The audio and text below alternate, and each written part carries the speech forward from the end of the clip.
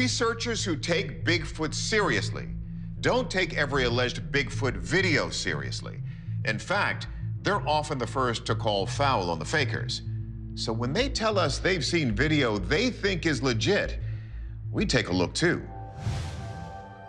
August 20th, 1992, Blue Mountains, Oregon. Paul Freeman, an experienced former U.S. Forest Service patrolman, has been frequenting Duck Spring for a few weeks after seeing unusual footprints. Yeah, it looks like they've been here. Looks like it's pretty fresh. First, he discovers ample evidence of Bigfoot activity, including multiple tracks. Yeah, look at there. Next, he hears something forging its way through the woods. And finally, he sees this. I hear the brush popping and stuff. Oh, there he goes.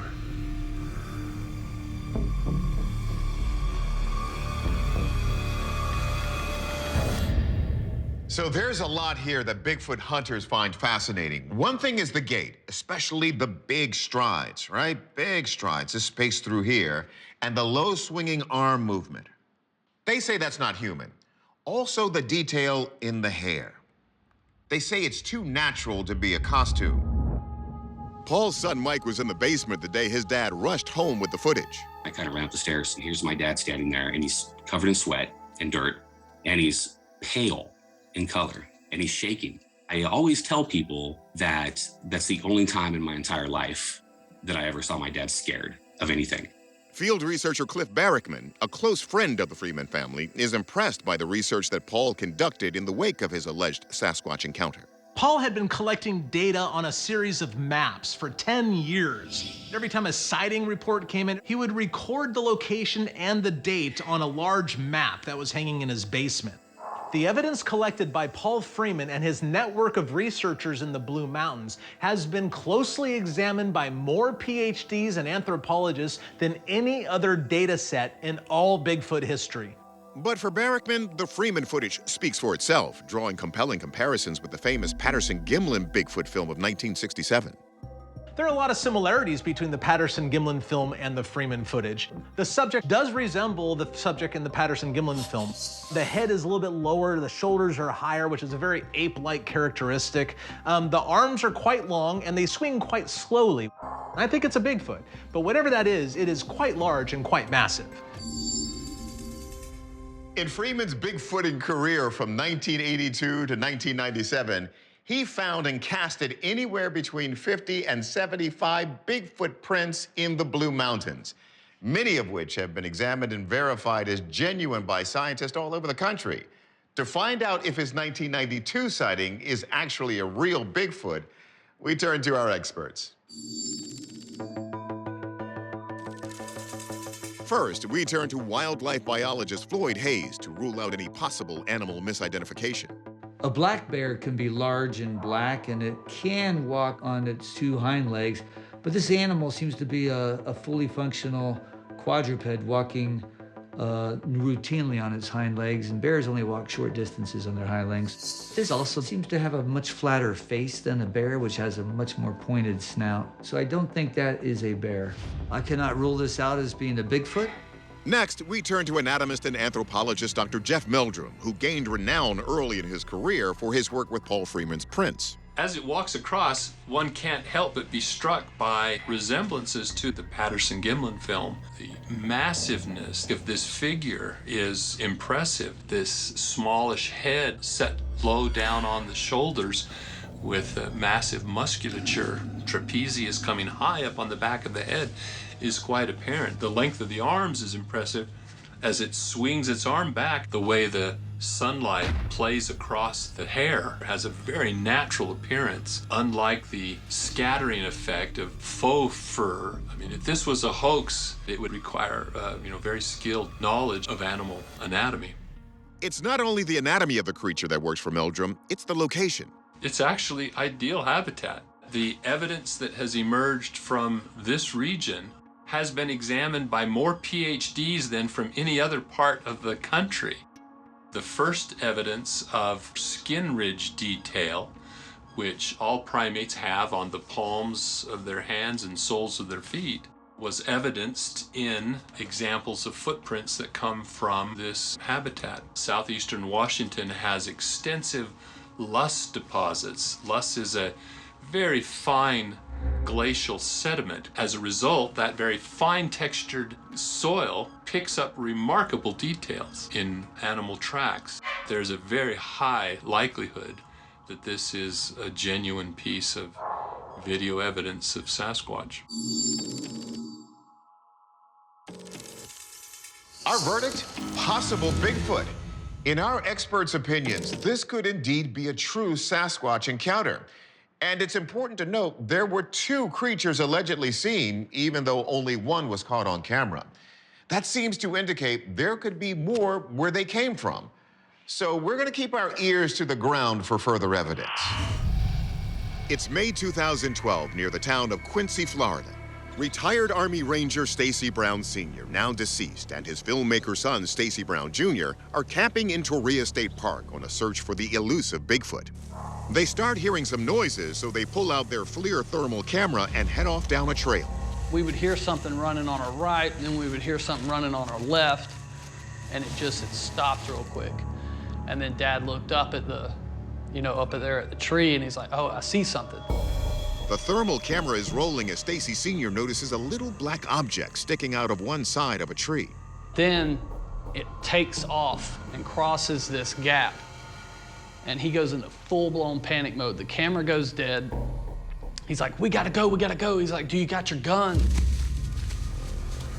Back at their truck, Stacy Jr. gets a first peek at this eye-popping footage, and this money shot that looks just like the iconic look-back frame of Patty from the famous Patterson Gimlin film, which claimed to capture Bigfoot strolling alongside a Northern California creek in 1967.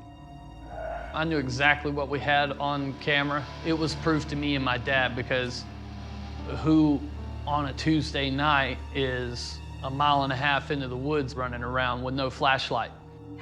Noted Bigfoot investigator Steve Cole says he's not surprised by the area where this footage was captured. In Florida, they have something called the skunk ape, and there's been a lot of sightings over many years of what they describe as a Bigfoot type of creature. What they call that is the skunk ape, partly because it smells skunky. But for all intents and purposes, it's the same thing as a Bigfoot. It's not quite as big or robust as the ones in, say, the Pacific Northwest, but that is kind of expected due to the climate being a lot more tropical. These swamp sightings go back to the native tribes. The Seminoles and the Muskogee called the creature Esti Jabjaki, or Tall Man, and claimed he was the protector of the forest. So could this be what the Browns encountered? We turn to our experts for answers.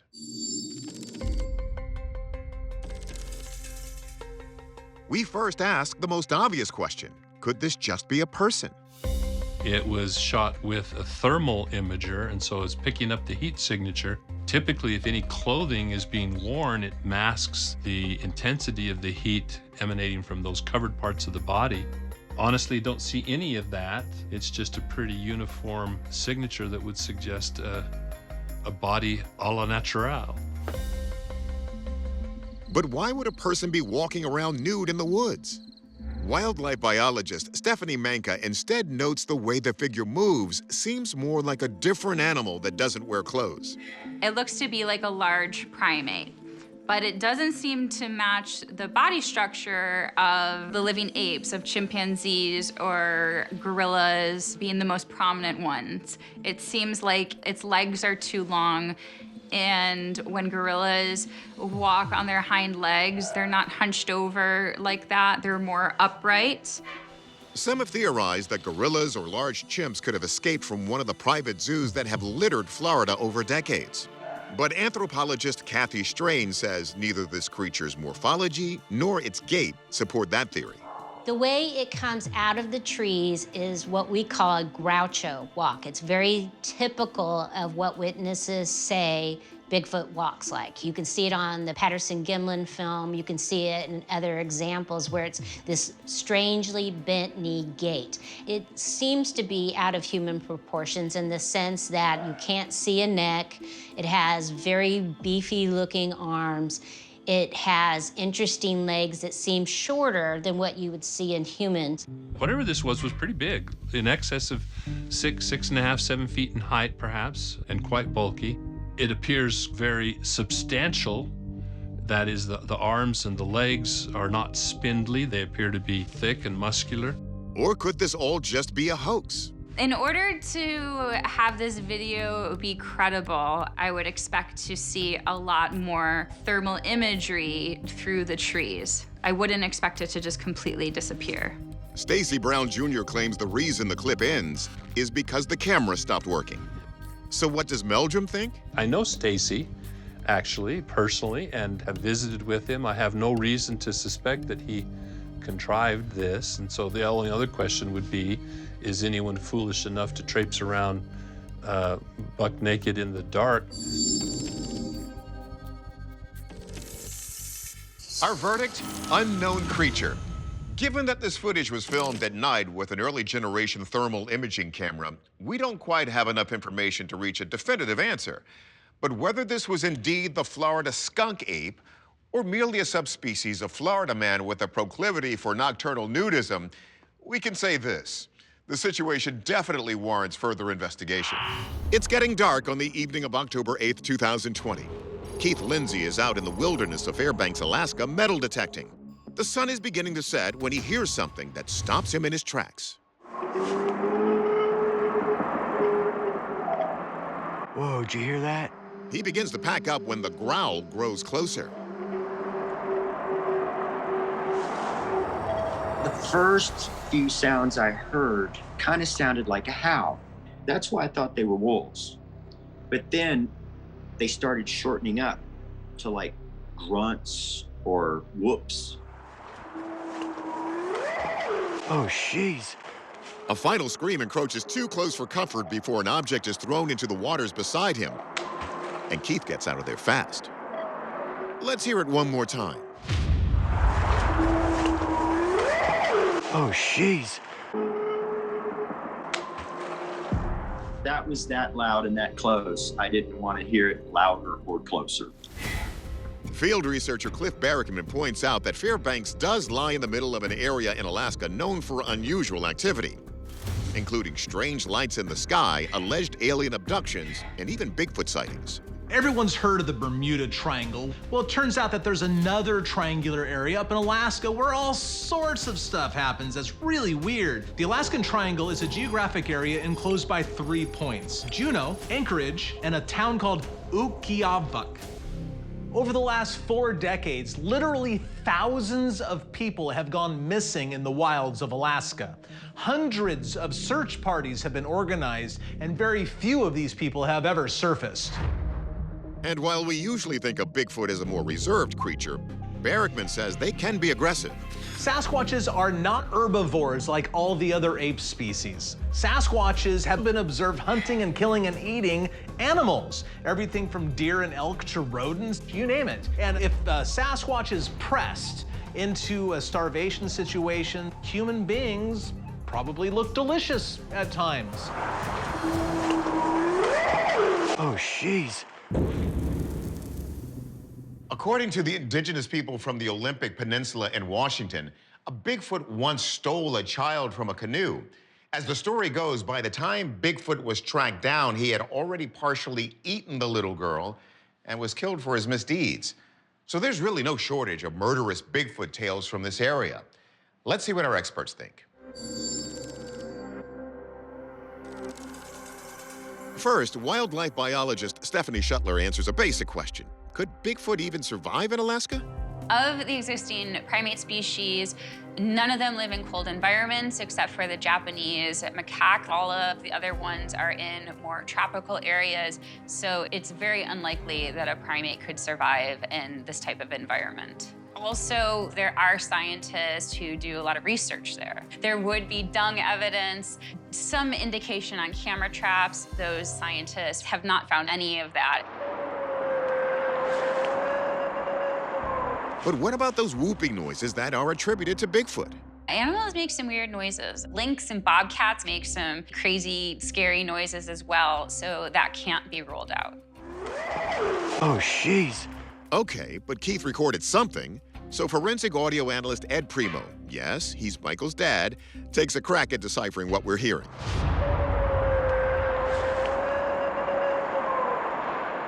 I hear a sound that is indicative of what an animal would sound like, howling. So I pulled some examples of other animals that are in the Alaskan wilderness.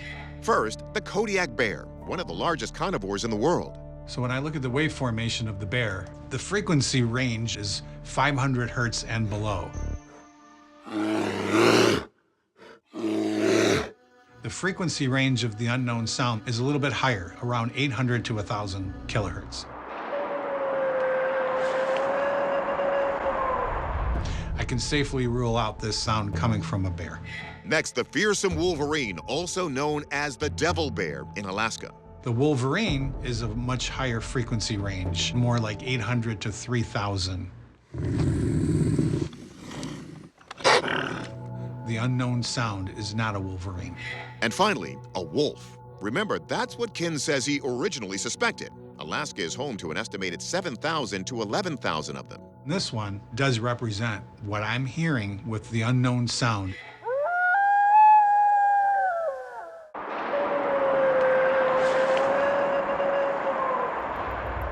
I've been practicing for 38 years, and this particular recording sounds like an animal. It could possibly be a wolf howl. It appears to be authentic and intact on the original recording and not an overlay or an overdub of the sound. Oh, jeez. Our verdict, we're calling this one a possible wolf. Our experts think the howls we hear sound canid in origin, but that doesn't explain that object Keith says was thrown into the water. What wolf or coyote can throw rocks? We can't say for sure what was out there in the woods, but with a population density of a single person per square mile, Alaska is still the final frontier. So we'll continue to hunt for evidence. It's April 2009, and Chuck Newton has taken his young son into the Appalachian Mountains of Virginia to have some fun with the family's ATV. Chuck barrels over rocks in the ravine, showing off for his young son, when suddenly something strange appears, a hairy humanoid crossing their path nonchalantly. Chuck stops cold in his tracks. What was that? It's a wide shot, so let's push in and slow down so you can get a better look. We see that it's a bipedal figure that appears to be very large from this perspective, possibly exceeding 7 feet in height. What was that? Field researcher Cliff Barrickman says Bigfoot sightings in this area go all the way back to Native Americans. In Virginia, the Cherokee people had stories of giant hair-covered people-like things in the woods. They were doing the same sort of things as the people of the Pacific Northwest described. The most reasonable explanation for these different people describing the same animals is that they were describing the same animals. Sasquatches have a continent-wide distribution. During the turn of the 20th century, local newspapers in the area reported on strange Sasquatch encounters. An old newspaper report from 1892 reports a large upright being with thick hair covering its head and shoulders. But the word Sasquatch didn't exist then. They chose to call it the wood booger. The wood booger was rumored to be a horrifying sight that was known to carry away small children who wandered off in the night. And booger, or wood booger, actually shares some of the same word roots as boogeyman and are used in much of the same way. A lot of times people will say, now you don't go out in the woods at night because the booger will get you. Although this video has its fair share of skeptics, Barrickman thinks this could be real. I find Chuck's reaction to be very natural, unstaged. When he turns and looks at the camera and points it, did you see that? And then he immediately looks back and watches the animal as it walks away. I find that many times hoaxers focus on the camera itself instead of at this amazing thing that they just saw that was unexpected right in front of them. I've had the opportunity to go to this location with the witness, Chuck, and I found him to be very believable. Interesting fact, Sasquatch sightings gained momentum in the American South right after the Civil War. One theory is that Confederate soldiers who refused to surrender and hid out in the woods were being mistaken for these hairy creatures. Of course, that doesn't explain the older Native American legends. Let's see what our experts have to say. The creature that we're seeing in this video is clearly bipedal. The only other animal in this area that would be able to walk bipedally would be a bear walking on its hind legs. But when they do, they typically waddle more and take shorter steps. This being is clearly taking larger steps than a black bear would. So if it's not a bear, could we be looking at a real-life Bigfoot? Biologist Floyd Hayes isn't so sure. I'm just a little astonished to see that it's just casually crossing the stream. Doesn't seem to be the least bit concerned about this loud, noisy vehicle that's approaching it. I think this is either a human being in an ape-like costume that's crossing the river, or it is a fabricated video. Anatomy professor Dr. Jeff Meldrum disagrees. He finds that this behavior could be perfectly acceptable for a Sasquatch. The two most common circumstances under which encounters occur are on roads or near water. And so here we have the latter, and even an ATV trudging up that creek bed might not have sounded as intrusive or intimidating as it would otherwise, given the muffling effect of the white noise of the stream. The witness interaction with the videographer is also very spontaneous, very natural, very convincing. What was that? And as for this being a man in a suit, Meldrum is doubtful, but is hesitant to make the call without evidence of the actual scale of this creature. I would probably put it at no more than 7 feet. All these off-the-shelf costumes are made for average people, but they're not made for a 7 or 8 foot tall person. So if we could establish larger size, that would certainly lessen the chances of it being someone donning a costume. Our verdict, an unknown mammal. Our experts are stumped, and honestly, I am too.